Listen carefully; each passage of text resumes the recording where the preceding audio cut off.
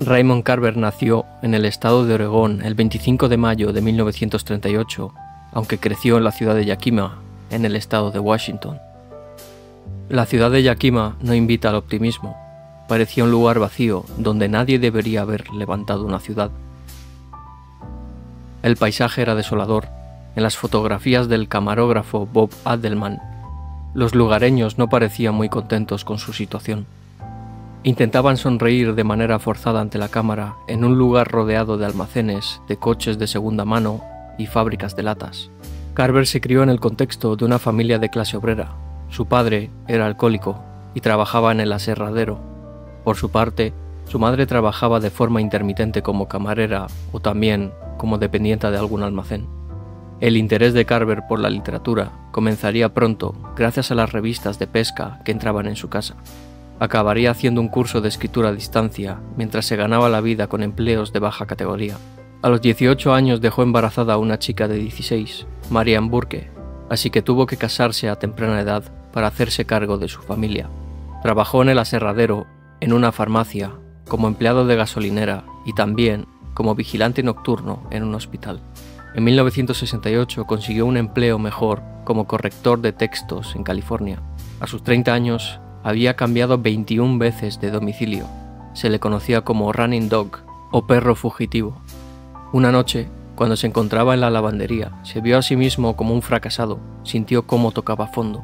Se preguntó qué escritor famoso que admirase estaría una noche de sábado en una lavandería haciendo la colada de sus hijos.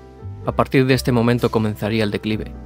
Guiado por la frustración y la rabia al no llevar la vida que había imaginado, comenzó a ingerir grandes cantidades de alcohol. Los problemas en su matrimonio se agudizaron. Su mujer también bebía mucho. Así hubo infidelidades, peleas y reconciliaciones. Carver estuvo a punto de matar a su mujer con una botella rota, al rajarle el cuello. Finalmente abandonó la bebida el 2 de junio de 1977, cuando en menos de un mes se encontró 2 veces en el hospital intentando recordar lo que había sucedido. Fue a Alcohólicos Anónimos, se separó de su mujer y se fue a vivir con la escritora Tess Gallagher, con la que pasaría los últimos 10 años de su vida. Esos últimos 10 años de vida fueron tranquilos y exitosos, tanto en términos económicos como artísticos. Él los catalogó como la vida de propina. Aprendió a escribir frecuentando los talleres de escritura y leyendo por su cuenta. Un profesor suyo le dijo lo siguiente: si puedes contarlo con 15 palabras en vez de con 20 o 30, cuéntalo con 15. Esto daría lugar al estilo minimalista de Carver, aunque esta denominación es algo engañosa, ya que más tarde se supo que su editor, Gordon Lish, habría cortado partes de sus cuentos en los 2 primeros libros, ¿Quieres hacer el favor de callarte, por favor? Y ¿de qué hablamos cuando hablamos de amor? Al parecer, el estilo de Carver no era tan simple ni se caracterizaba por contar con la ínfima expresión. Seguramente su alcoholismo lo llevó a un estilo más sentimental, un estilo que seguramente utilizaba para expiar su vida tormentosa. Lish también cambió los nombres e incluso los nombres de algunos personajes. Esto hacía sentir a Carver algo humillado, aunque hay que reconocer que los títulos y los cortes de Lish fueron certeros. Los títulos se hicieron famosos, pronto se comenzaron a imitar. Los encabezados parecen frases sacadas de una conversación que podemos oír sin conocer el contexto. No se conoce nada de su principio ni de su final. Eso mismo sucede con la trama de los cuentos. Sus personajes son pobres, no tienen buenos trabajos, beben mucho, están inquietos y siempre parecen huir de algo, aunque muchas veces no sean capaces de ir a ningún sitio. Y en sus historias, lo no dicho, lo oculto, lo elíptico, cobra una importancia máxima. Es tarea del lector intentar reconstruir ese contexto ausente. Sus cuentos son como muchas situaciones que se dan en la vida. Nadie te dice nunca cómo empiezan o cómo terminan las cosas, sino que las cosas suceden sin que sepamos muy bien por qué, solo que suceden. Carver murió prematuramente a los 50 años, el 2 de agosto de 1988, de cáncer de pulmón, en Port Angeles, cuando su carrera estaba en su máximo esplendor. Un hombre sin manos llama a la puerta de un desconocido y le pregunta si quiere una fotografía que acaba de tomar de su casa. En lugar de manos, cuenta con unos garfios, unos ganchos con los que saca las fotografías. Más allá de eso, parece ser un hombre de aspecto corriente de unos 50 años. Alrededor de los hombros y la espalda lleva colgada su cámara de fotos. Encuadra la fotografía, mira por el visor y aprieta el botón con la punta de uno de los ganchos. La primera respuesta del protagonista es una pregunta acerca de la ausencia evidente.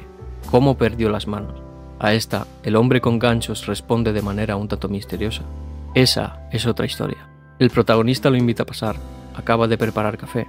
También aboga por cierto distanciamiento al no contarle que también ha hecho un poco de jalea. Acababa de hacer también un poco de jalea, pero eso no se lo dije. Ya dentro, el hombre le pide permiso para ir al baño. El protagonista le indica la dirección y se queda observando la fotografía. Solo se ve su casa desde la acera, nada que lo impresione a primera vista. Un trozo del césped, la entrada, el cobertizo, etc. Lo que ve le parece horrible, un desastre. ¿Por qué habría de querer yo una fotografía de tal desastre? En un principio no quiere quedarse con ella, hasta que la vuelve a mirar y ve su cabeza mirando por la ventana de la cocina. Algo cambia en su perspectiva. Me hizo pensar, el verme a mí mismo de ese modo. Lo digo en serio, es algo que le hace pensar a uno.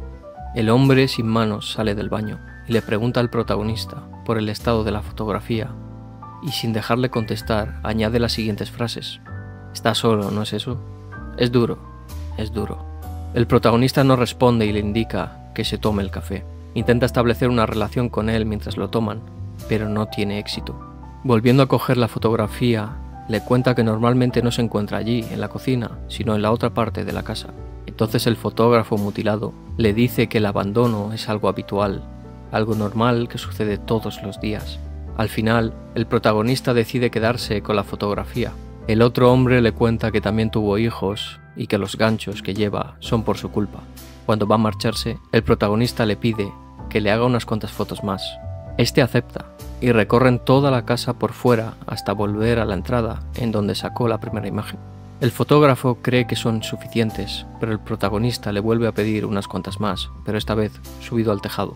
Es entonces cuando el protagonista se sincera y le da la razón a las sentencias que había hecho el hombre anteriormente. Se fueron todos, con todo. Se largaron de la noche a la mañana. Al subir ve unas piedras sobre la rejilla de la chimenea. Sabe que han sido sus hijos los que las han arrojado allí jugando. Coge una de esas piedras y la lanza lo más lejos que puede.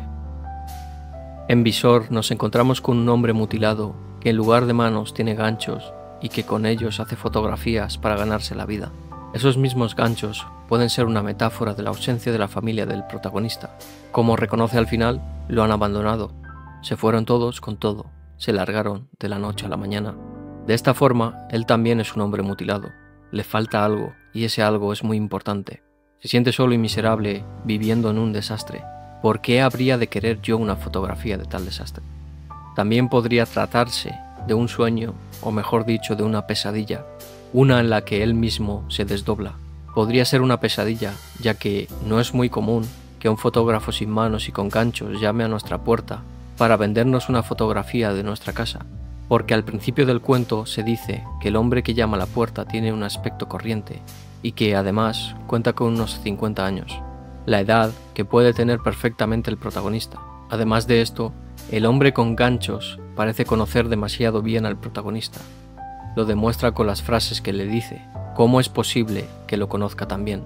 Por tanto, podría tratarse de un sueño en el que él mismo, con ganchos en lugar de manos, toma una fotografía de su lamentable situación, la fotografía que define su vida actual, una vida de absoluta soledad que ve a través del visor de la cámara. Hacia el final del cuento, también podemos ver una actitud diferente que toma el protagonista.